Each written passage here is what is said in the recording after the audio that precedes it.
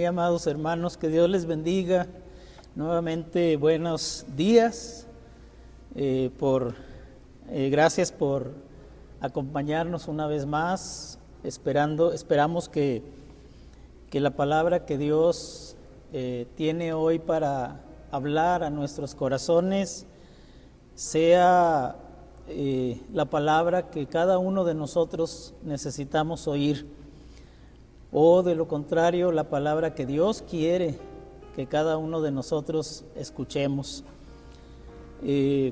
Vamos a tener nuestro corazón, les invito para que tengamos nuestro corazón abierto, que no importa que no estemos en un templo, en el sentido literal y estricto de la palabra, pero sabemos que donde estemos reunidos, donde esté Jesús en medio de nosotros, ese es un lugar santo, y por lo tanto dispongamos nuestros corazones para escuchar esta palabra con solemnidad, con quietud,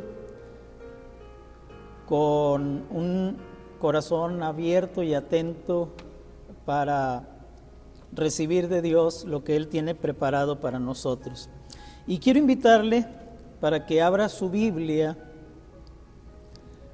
en el Evangelio de Juan, capítulo número 2, y ahí le invito para que busque el versículo 12,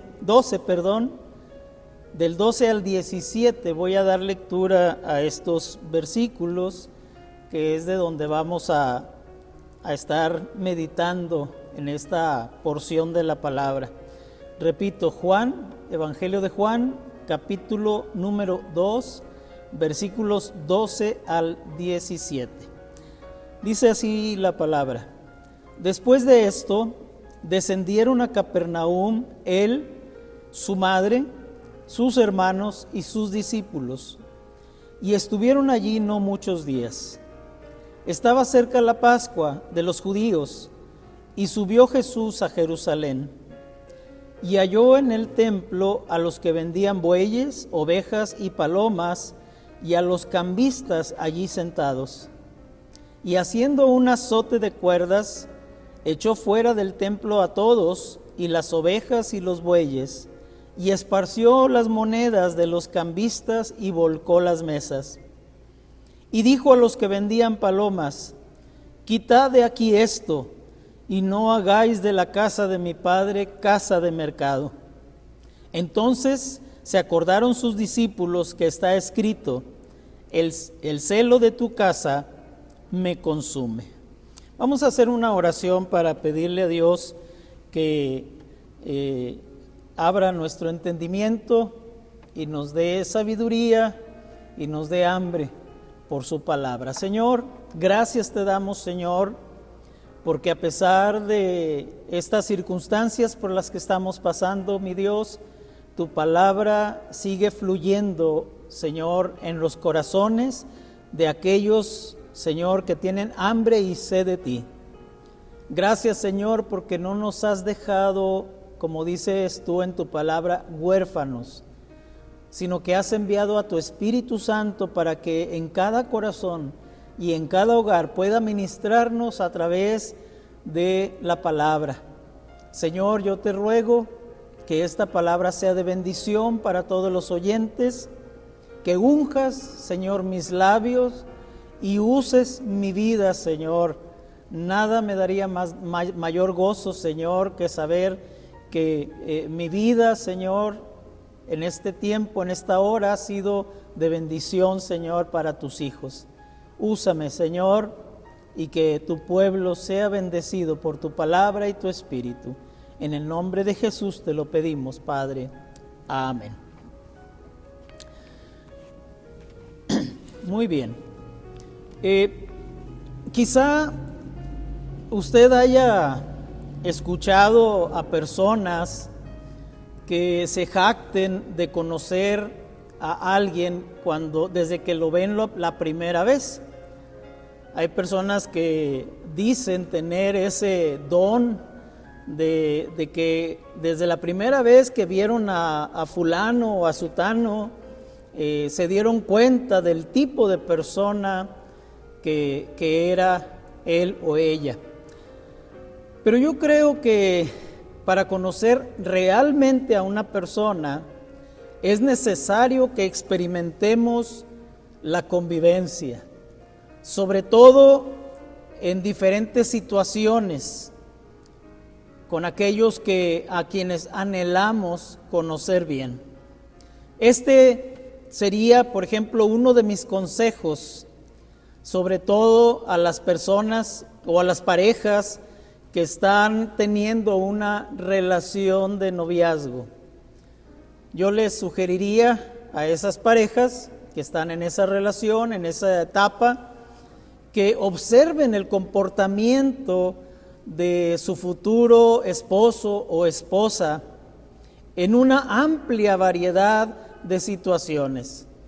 Observen, por ejemplo, cómo es su comportamiento cuando las cosas marchan bien, pero también cuando las cosas no están muy bien. Cuando están relajados, pero también cuando están presionados o cansados. Cuando tienen éxito en algo que han emprendido o cuando han fracasado.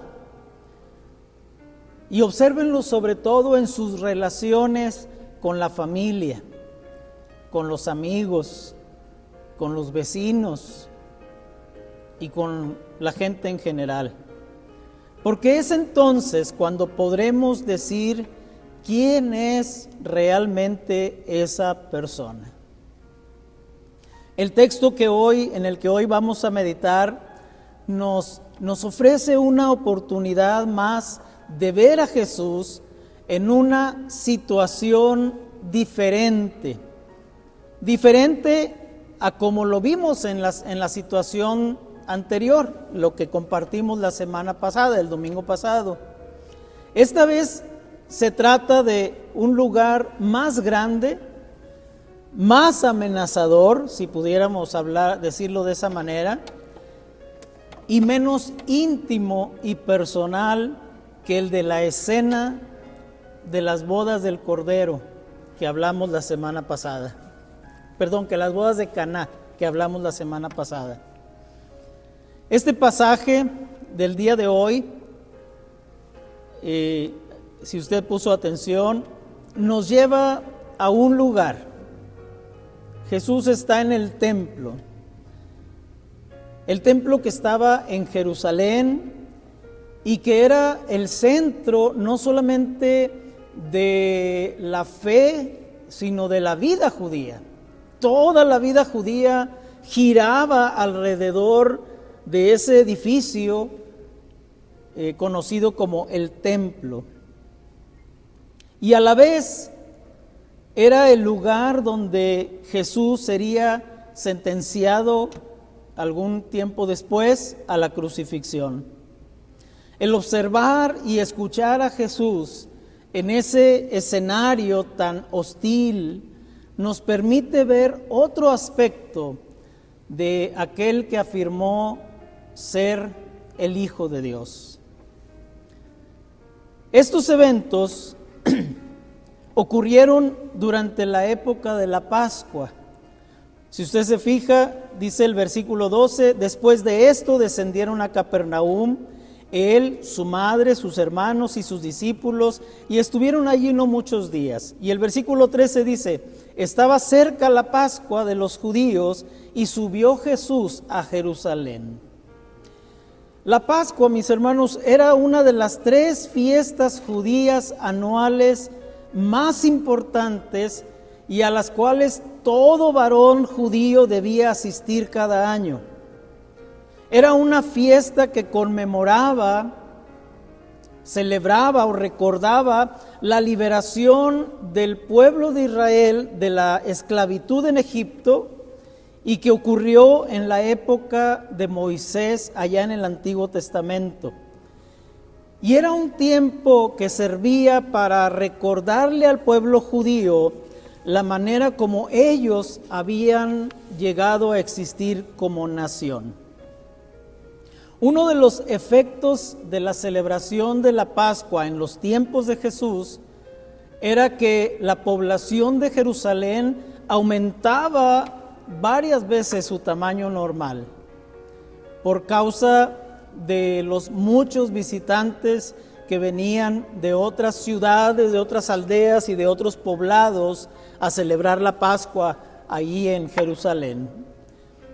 Otra cosa que sí es bueno saber es que el templo del tiempo de Jesús era ya el tercero que se construía y era el sucesor de los dos templos anteriores que habían sido construidos, uno por Salomón y otro por Zorobabel, después del regreso de los judíos, después de la deportación a Babilonia.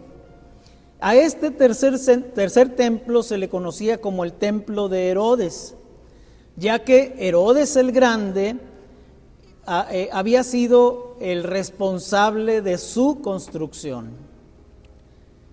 Este templo, otro detalle que debemos ver es que este templo al que hace referencia Juan en este pasaje, llevaba siendo construido ni más ni menos que 46 años. El versículo 20, un poquito más adelante del pasaje que leímos, dice: dijeron luego los judíos, en 46 años fue edificado este templo, ¿y tú en 3 días lo levantarás?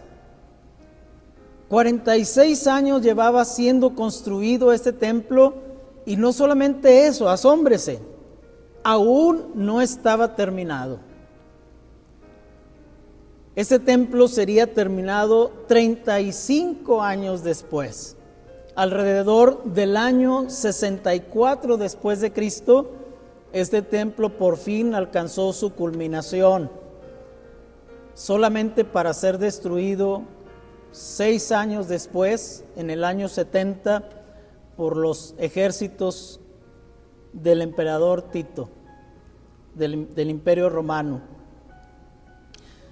El edificio de lo que era el templo en sí estaba rodeado por una gran área de atrios o de patios que de manera concéntrica, por decirlo, para imaginarnos un poquito, iban acercándose esos patios, cada uno iba estando más cerca del templo.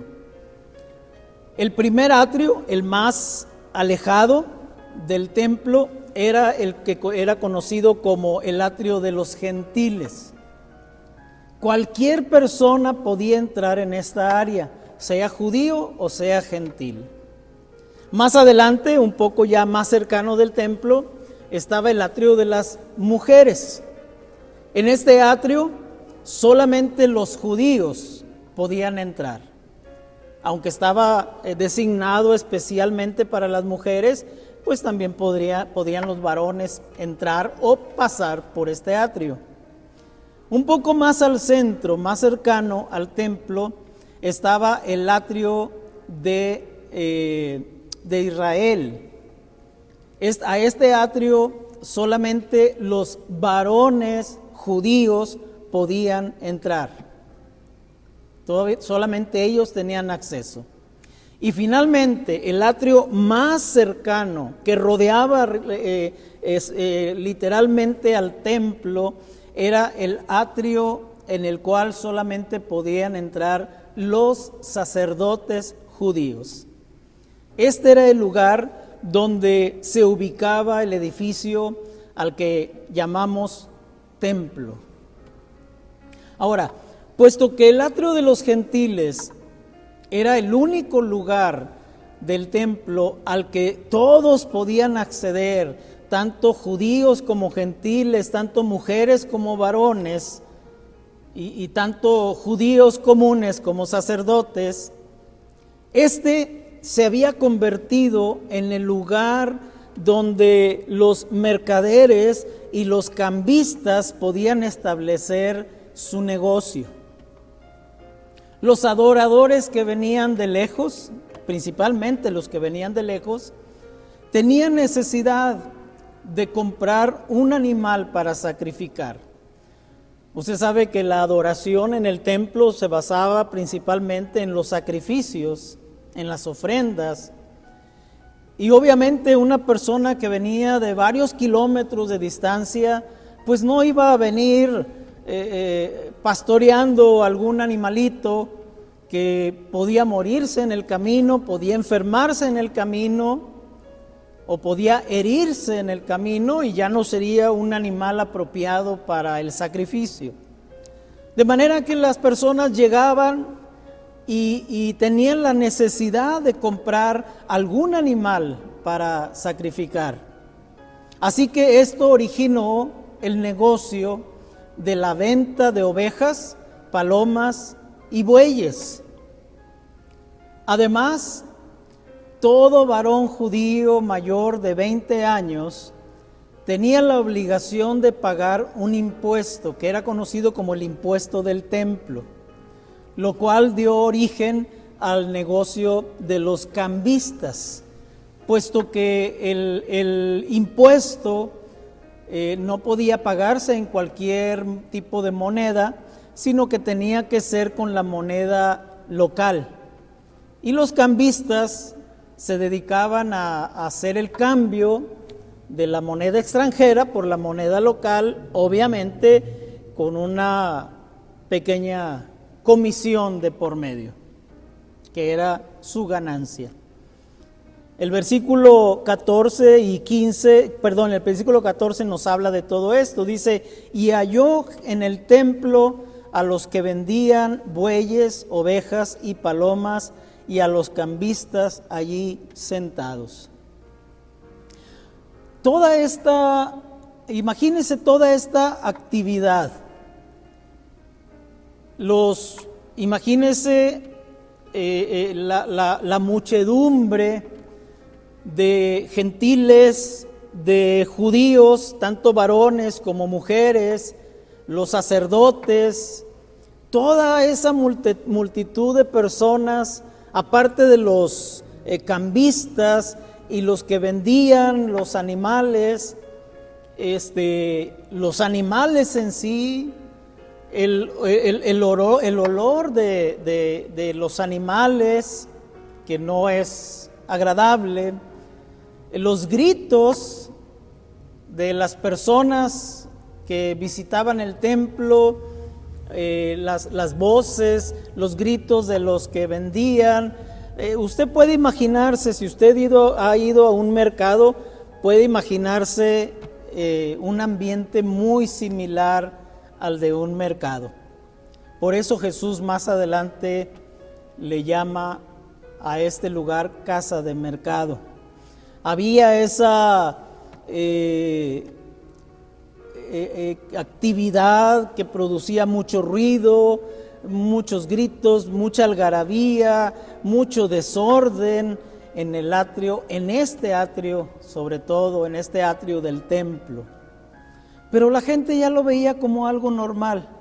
Habían sido tantos años de estas actividades, este tipo de actividades, que ya para la gente era algo normal toda esta situación, hasta que Jesús apareció, hasta que Jesús llegó ese día al templo.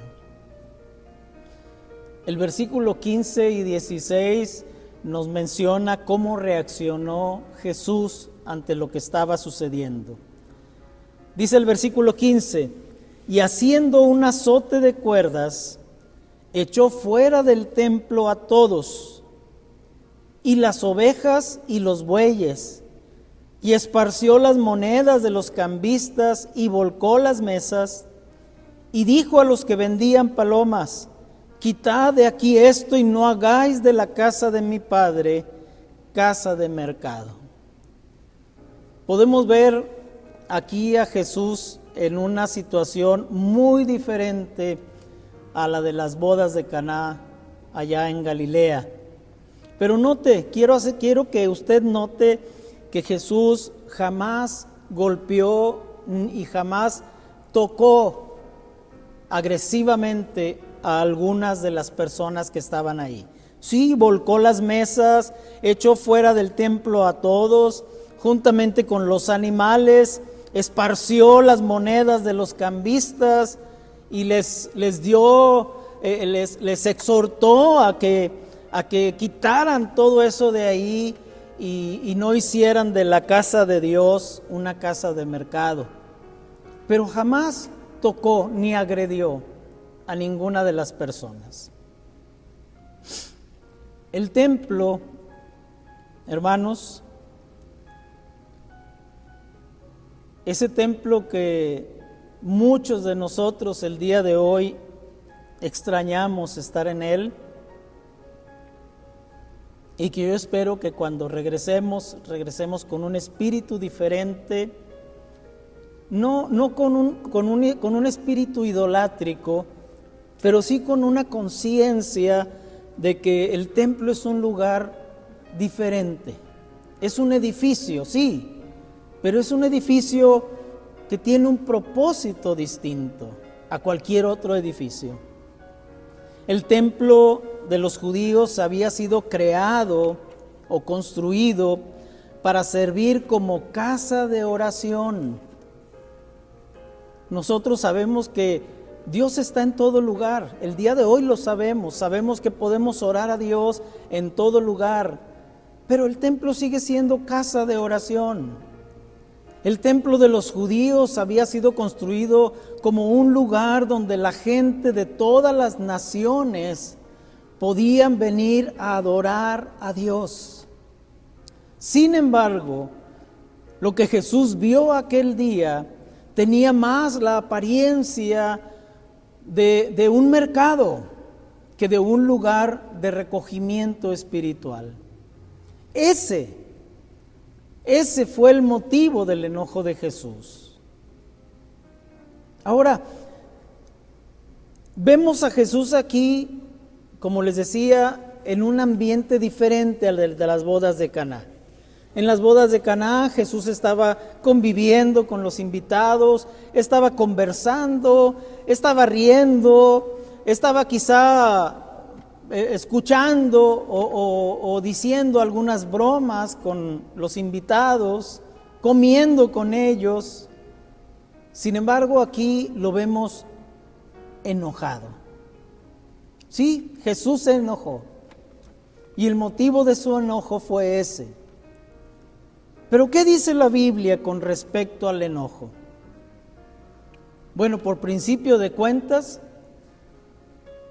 la Biblia condena el enojo, pero condena el enojo cuando éste se convierte en algo que caracteriza nuestra vida. Hay gente que vive enojada y se escuda detrás de esa frase diciendo que es de un carácter fuerte. El enojo no tiene que ver nada con un carácter fuerte. Al contrario, yo creo que cuando una persona tiene un carácter fuerte, es una persona que puede dominar su manera de reaccionar ante las circunstancias. En Mateo capítulo 5, por ejemplo, versículo 21, dice: oísteis que fue dicho a los antiguos, no matarás, y cualquiera que matare será culpable de juicio. Escuche el 22, pero yo os digo, dice Jesús, que cualquiera que se enoje contra su hermano será culpable de juicio, y cualquiera que diga necio a su hermano será culpable ante el concilio, y cualquiera que le diga fatuo quedará expuesto al infierno de fuego. Por tanto, si traes tu ofrenda al altar y allí te acuerdas de que tu hermano tiene algo contra ti, deja tu ofrenda delante del altar y anda y reconcíliate primero con tu hermano, y entonces ven y presenta tu ofrenda. En la carta a los Efesios que escribe el apóstol Pablo, hay otro pasaje que también nos habla acerca del enojo. Efesios capítulo número 4, versículo 26 y 27 dice: airaos, pero no pequéis. No se ponga el sol sobre vuestro enojo, ni deis lugar al diablo. Más adelante en ese mismo capítulo, en el versículo 31, dice: quítense de vosotros toda amargura, enojo, ira, gritería y maledicencia y toda malicia. De manera, hermanos, que la palabra de Dios nos invita, nos exhorta a que tratemos de controlarnos en los momentos difíciles que podamos enfrentar. Que no caigamos tampoco en el error de echarle la culpa a los demás por haber producido nuestro enojo. Los demás no pueden hacer que nos enojemos si nosotros no sabemos dominar. Aquí vemos a Jesús, sí, enojado, pero sin pecar. Podemos ver algunos otros ejemplos en Jesús que también se enojó, y podemos darnos cuenta por el contexto, el motivo de su enojo. El capítulo 3 de Marcos, versículo 5, que nos habla de un hombre que estaba enfermo, y el versículo 2 dice que cuando vieron que este hombre entró en la sinagoga y tenía una mano seca, el versículo 2 dice: y le acechaban para ver si en día de reposo le sanaría, a fin de poder acusarle. Y en el versículo 5 Jesús dice la palabra: entonces, mirándolos alrededor con enojo, pero fíjese lo que dice enseguida: entristecido por la dureza de sus corazones, dijo al hombre: extiende tu mano. Y él la extendió, y la mano le fue restaurada sana. Jesús se enojó, pero se enojó por la dureza del corazón de los demás, por la falta de compasión de los que estaban ahí presentes, pero también se enojó por lo que había en ellos, donde le estaban acechando para ver qué haría, porque era día de reposo y buscaban un motivo para acusarle. A ellos les importaba más la acusación que podían hacer de Jesús que la sanidad de este varón. En Hebreos capítulo 4, versículo 15, nos dice también algo muy, muy revelador. Dice: porque no tenemos un sumo sacerdote que no pueda compadecerse de nuestras debilidades, sino uno que fue tentado en todo, según nuestra semejanza, y finaliza diciendo: pero sin pecado. Jesús fue tentado también para manifestar enojo en su vida, pero sin pecado. Y eso hace, nos dice el versículo, que eso hace que tengamos esa confianza de poder acercarnos a ese Jesús que tomó nuestra carne, que tomó nuestra humanidad y que experimentó también esas reacciones de enojo ante ciertas situaciones, pero sin pecar. Ahora, usted puede preguntar: bueno, pero ¿cómo es posible esto? ¿Cómo puedo enojarme sin pecar? Bueno, hay dos tipos de enojo. Uno, el que se origina en la mezquindad, en la inseguridad, en la frustración, pero sobre todo en la falta de dominio propio. Ese tipo de enojo es el que la Biblia condena. Por otro lado, está el enojo que pudiéramos llamarle bíblico o enojo santo.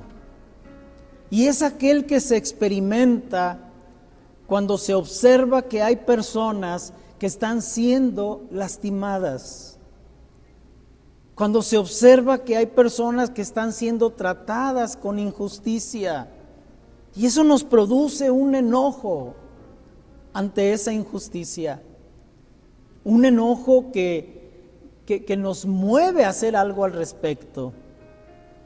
O cuando observamos a personas que se les está impidiendo o que se les está estorbando para que se acerquen al Señor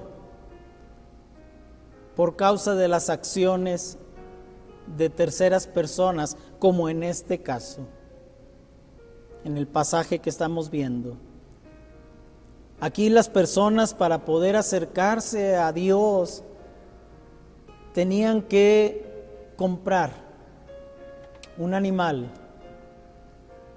o tenían que cambiar su dinero y pagar una comisión para hacer ese cambio de moneda si querían acercarse a Dios en adoración. Y yo le invito para que usted se haga esta pregunta, porque este pasaje tiene un mensaje para nosotros el día de hoy. Hágase estas preguntas. ¿A cuántas personas habré yo estorbado con mi mal testimonio en su búsqueda de Dios? ¿O a cuántos no les habré facilitado el camino, la senda, para que esas personas tengan un encuentro con Dios? Y les he estorbado a causa de mi indiferencia o de mi egoísmo. Porque en lugar de mostrarles el camino que puede llevarles a Dios, al Padre, he sido indiferente a su necesidad. He sido egoísta al no compartirles la manera que usted y yo conocemos para llegar al Padre. Isaías capítulo 40 en el Antiguo Testamento, en el versículo 3 al 5, nos habla de esta acción a la que todos somos llamados. Dice el versículo 3: voz que clama en el desierto, preparad camino a Jehová, enderezad calzada en la soledad a nuestro Dios. Todo valle sea alzado y bájese todo monte y collado, y lo torcido se enderece y lo áspero se allane, y se manifestará la gloria de Jehová, y toda carne juntamente la verá, porque la boca de Jehová ha hablado. Sí, esta palabra quizá le recuerde que fue adjudicada a la vida y al ministerio de Juan el Bautista en el Nuevo Testamento. Pero no es exclusiva de Juan el Bautista, es un llamado que Dios nos hace a cada uno de los que ya conocemos el camino, a los que ya conocemos la verdad. Si usted y yo conocemos el camino que lleva hacia Dios, el verdadero camino, el único camino que lleva hacia el Padre, ¿por qué no mostrárselos a los demás? ¿Por qué no allanar ese camino? ¿Por qué no enderezar esas veredas? ¿Por qué no facilitarle a las personas el encontrarse con Dios? ¿Por qué ser indiferentes? Y pensar que si nosotros sufrimos para encontrar el camino hacia Dios, pues que ellos también sufran lo que nosotros sufrimos. Si nosotros batallamos para encontrarnos con Dios, pues que también ellos batallen para hacerlo. No, hermano, usted y yo estamos puestos para ser facilitadores, para que los demás puedan encontrarse con su Dios y con su destino eterno con Dios. Otra forma como podríamos estar cayendo en una situación similar a la que se enfrentó Jesús, se refiere a la manera como nos relacionamos en ocasiones unos con otros cuando nos reunimos para adorar. Le explico esto que estoy diciendo. ¿Cuántas veces en una congregación hay médicos o propietarios de algún negocio, por ejemplo, y que se sienten asediados cuando vienen al templo a adorar? ¿Por qué digo asediados? Porque la gente muchas veces cuando los ve insiste en hacerles preguntas relacionadas con sus ocupaciones. En ocasiones puede ser antes del servicio o después del servicio, pero lo peor de todo es que en ocasiones durante el servicio. Y vemos que aprovechamos el momento o algún momento del culto para sacar a esas personas y allá afuera hacerles preguntas acerca de la necesidad que nosotros tenemos y que está relacionada con su ocupación. Si es un médico, por ejemplo, aprovechamos para sacarlos y decirles: oiga, doctor, doctora, fíjese que yo he traído este malestar, esta situación. O si es un empresario, un dueño de algún negocio, lo sacamos para decirle: oiga, no sé, ¿en cuánto vende usted tal o cual producto? ¿O no tendrá por ahí algún lugar para darle trabajo a algún conocido, algún familiar, algún hijo? Hermanos, debemos entender que esas personas son como usted y como yo. Ellos vienen a la casa de oración a adorar a Dios, pero con nuestras acciones muchas veces nosotros les hacemos sentir que están en una casa de mercado.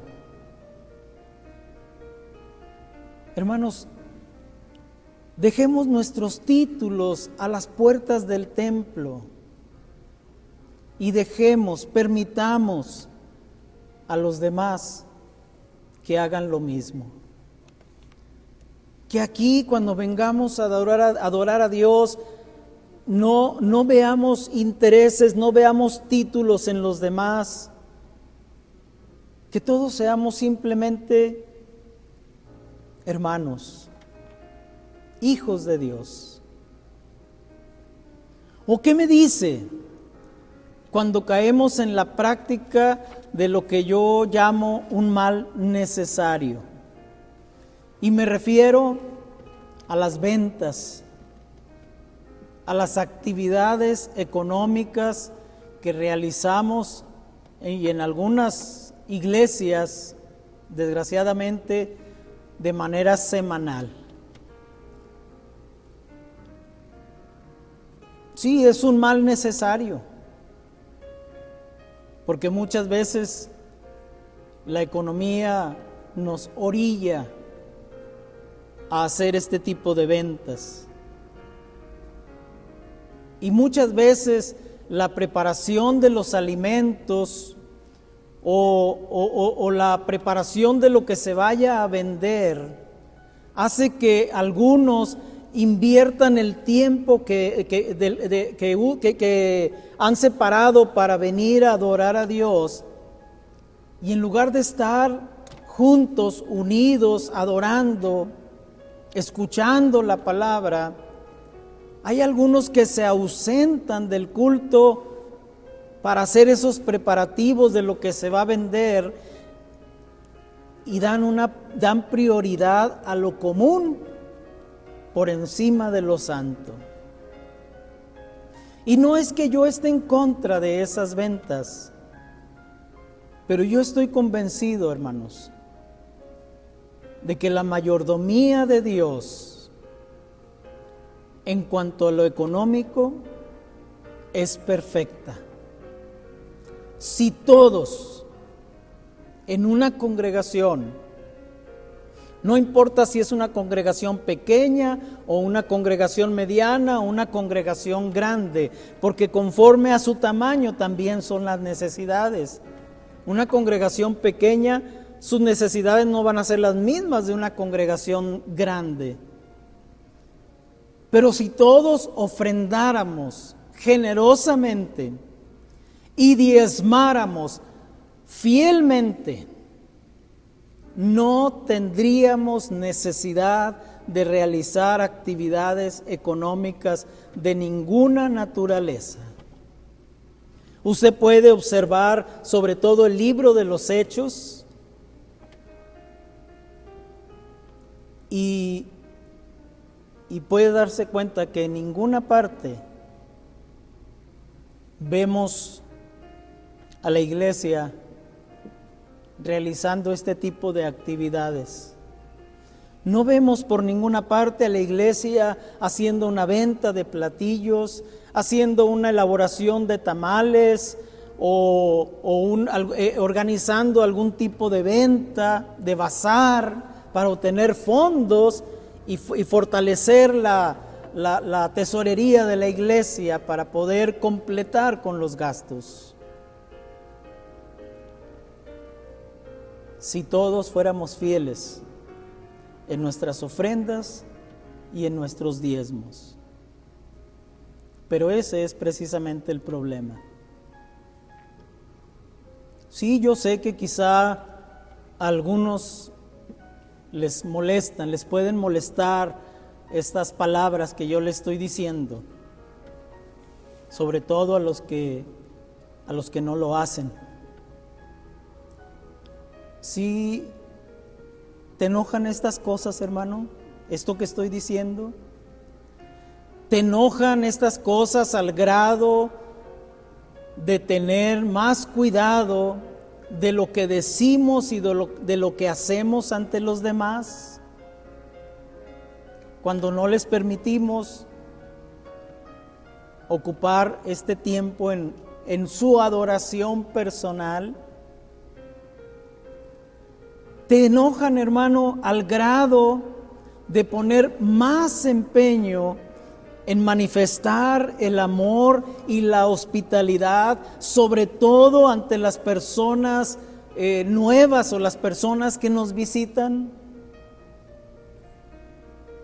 Nos encerramos en esa burbuja de egoísmo y nos olvidamos, no nos importa, no nos interesan si hay una persona nueva entre nosotros o si hay una persona que nos visita ese día en el culto, para acercarnos y hacerle sentir bien, hacerle sentir en casa, de tal manera que vuelva el domingo siguiente y que permanezca con nosotros, porque puede experimentar el amor que hay en la comunidad de esta iglesia o de la iglesia donde tú te congregas. ¿Se ha preguntado por qué en ocasiones vemos que hay gente o hay familias que se van de la iglesia? Sí, yo sé, lo primero que podemos, al primero que apuntamos es al pastor y a los líderes, porque no están haciendo su trabajo. Pero yo creo que ese es un trabajo de todos. Y cada uno de nosotros tenemos que poner nuestro granito de arena. Si queremos que la gente permanezca, si queremos que la gente que nos visita se quede, si queremos que la gente no se vaya a otras congregaciones. Sí, hermanos, no es el liderazgo el culpable. En la mayoría de las ocasiones yo no culparía al liderazgo. Yo culparía a la falta de amor, de cuidado a la falta de expresión de ese amor hacia los demás. Esas personas que vienen, que nos visitan por primera ocasión, vienen con una necesidad y esperan que alguien se acerque a ellos, esperan que alguien les dé la bienvenida, que alguien los haga sentir en casa, no como unos desconocidos, sino como si fuera una persona a la cual tenemos mucho tiempo de conocer. Que pudiéramos verle como Jesús vio de lejos a la ciudad de Jerusalén, con compasión en nuestros corazones. Que pudiéramos verle a través de los ojos de Dios. Ojalá que nos enojen estas palabras que yo le estoy diciendo, pero que nos enojen de tal manera que haya un cambio en nuestras vidas. Que nos enojen estas palabras, hermanos, al grado de respetar el espíritu de adoración con el que vienen nuestros hermanos y hermanas al culto. Y que podamos entender que sí, quizá ellos tienen un trabajo, un ministerio para servir a los demás, pero que entendamos que hay un tiempo y un lugar para todas estas cosas.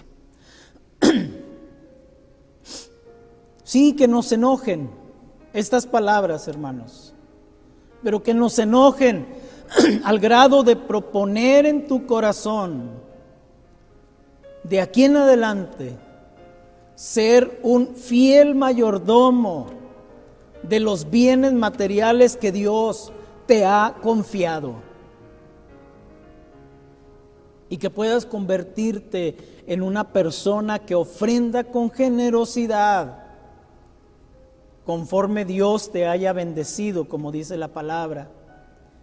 Y una persona que diezma con constancia, no esporádicamente, pero también con integridad. Es decir, que diezma lo que realmente es el 10% de lo que ha ganado. Mínimo, porque ese es el espíritu del diezmo en el Nuevo Testamento. Que lo mínimo que debemos diezmar, dar al Señor, sea el diezmo. Eso es la gracia. Y esto con el fin de que haya alimento en mi casa y que no tengamos necesidad de estar realizando vendimias semanales. Si esto es así, hermanos, yo estaría satisfecho de que Dios nos convierta en un pueblo más enojado.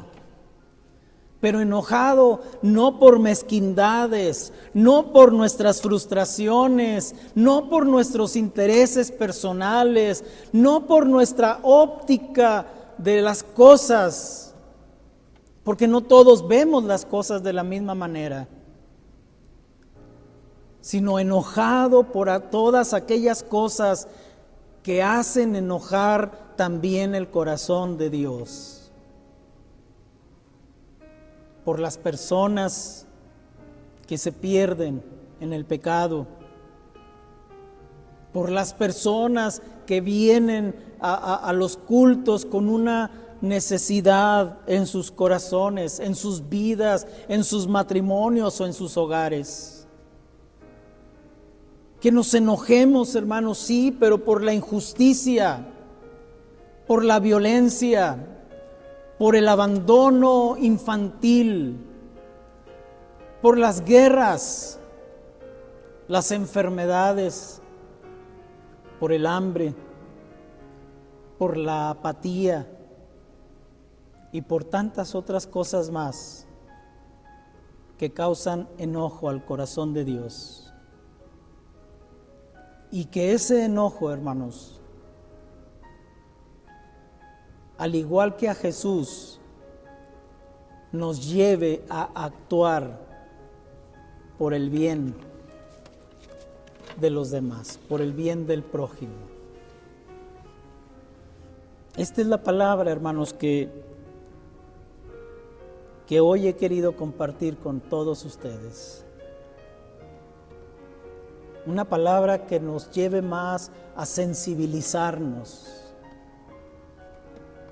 con el verdadero propósito que tiene Dios para cada una de nuestras vidas.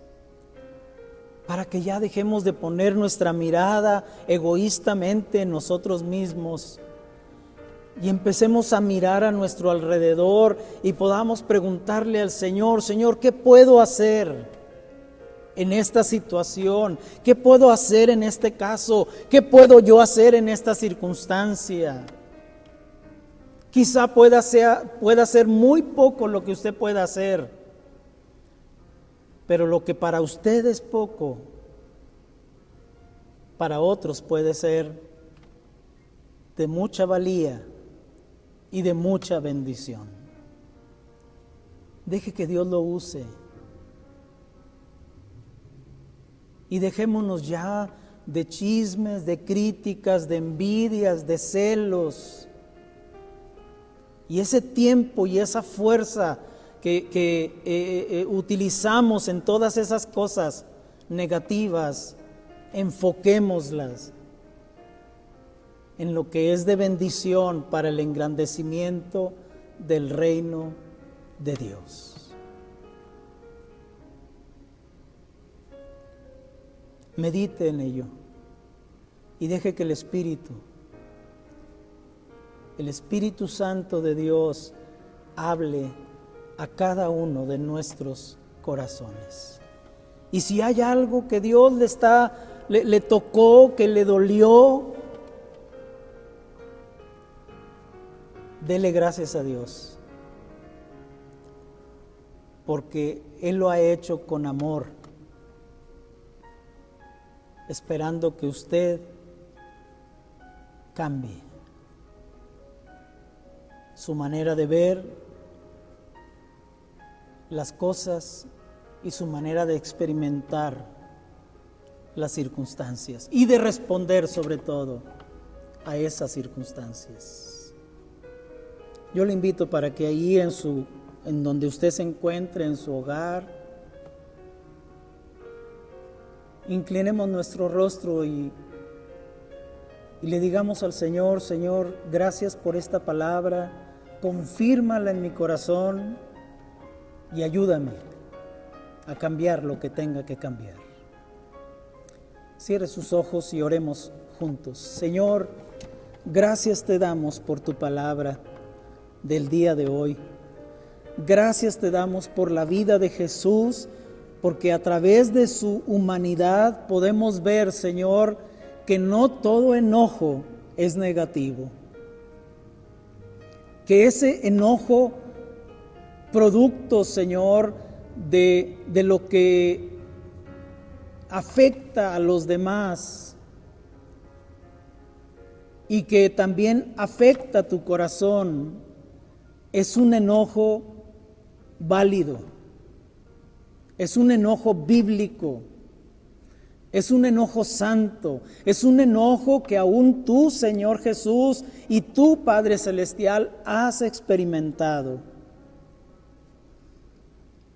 Señor, ayúdanos a sentir como tú sientes, a ver a través de tus ojos y a reaccionar como tú reaccionarías ante tal o cual situación. Espíritu Santo, permite que esta palabra, como espada de dos filos, penetre en nuestro interior y quizá sí nos duela y nos produzca alguna reacción negativa, pero al mismo tiempo podamos reaccionar y darnos cuenta, Señor, que tu palabra no siempre es dulce, pero siempre será conforme a tu voluntad y conforme a tu deseo para nuestras vidas, para nuestro crecimiento y para nuestra transformación. Y como resultado de ello, Señor, tu reino verdadero seguirá engrandeciéndose. Yo te ruego, Señor, que bendigas cada persona que ha estado atenta a tu palabra, no a mi persona, Señor, sino a tu palabra, a tu voz en esta hora, que ha recibido tu palabra, Señor, con humildad, con sinceridad, y que está dispuesta a ponerla en práctica en su vida diaria.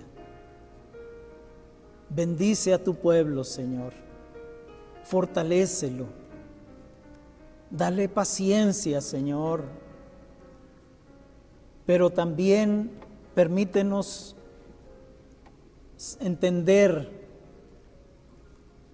que el reunirnos en un templo no lo es todo, que mientras estamos en esta situación, Señor, hay mucha tarea que realizar allí en nuestros hogares y en nuestros vecindarios con la gente que nos rodea.